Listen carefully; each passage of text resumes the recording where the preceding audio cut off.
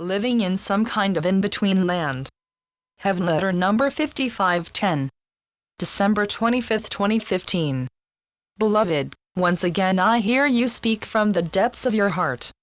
I hear you say, Beloved God, where would you like to take me today? From what discouragement will you lift me and to what heights? It seems I have been sleeping all my life. I didn't know. I was hardly awake. I didn't know where I was.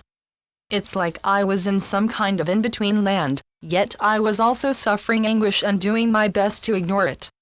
I also went through what I thought was joy, yet, it seems to me now, wasn't that much joy, perhaps a little loosening of the ropes. The joy was made up. All of my life was made up in that I wasn't really alive. I was passive and impassive. I was off somewhere, and I also wasn't anywhere at all. I must have slept through life. Occasionally I opened my eyes and then closed them again. What I thought was enjoyment wasn't really. It was louder noise, or, perhaps, a break in the noise. I was locked in a cell of my choosing or that I had settled for. I want to know life as it is meant to be lived and meant to be loved. Help me, O God. Beloveds, how often you repeated this approach and reproach to life. You felt that life had passed you by.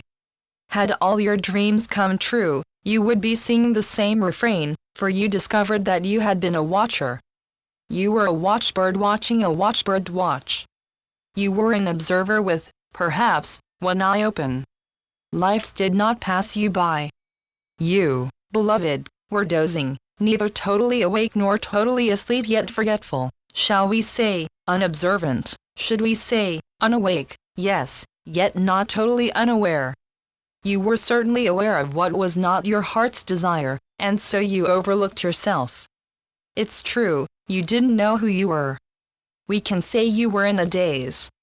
How many days did you sit in school, lined up, not grasping what you were doing, not belonging there, not knowing what school was, yet you were sitting there. You kept waiting to be alive.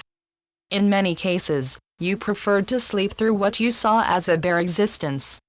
You sat there, an automaton of yourself, a wind-up toy that did as it was bid. You bought other people's thoughts and passed them off as your own. In some kind of thoughtless race, you hardly dared feel. You are right. You didn't know what you were doing or what you were doing there in the supposed place you found yourself in. You saw your life, in fact, as a deserted island. You saw your life as the turning of a kaleidoscope that you peeked in on. You were lost to meaning. You got by. You passed yourself off as alive. You didn't know yourself to speak of. You hesitated to be seen. You did not want to be seen. You didn't want to see. You plucked moments here and there to pin up on the bulletin board of your mind.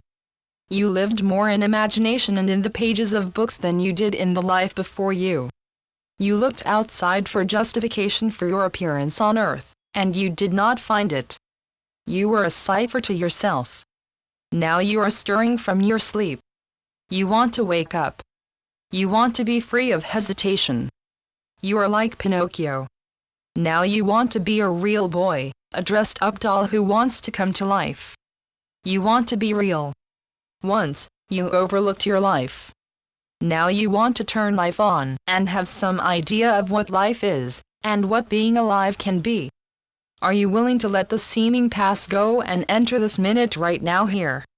Yes, it is right for you now to walk into this moment of life and immerse yourself in it, and to see what it is like to be a participant in your life, to watch, not so much your life in passing, but rather watch you, yourself. You come out of hiding, and you say, I am here. I am not on the fringe of life. I am life, and God is here with me. Channeled by Gloria Wendroff. Heavenletters.org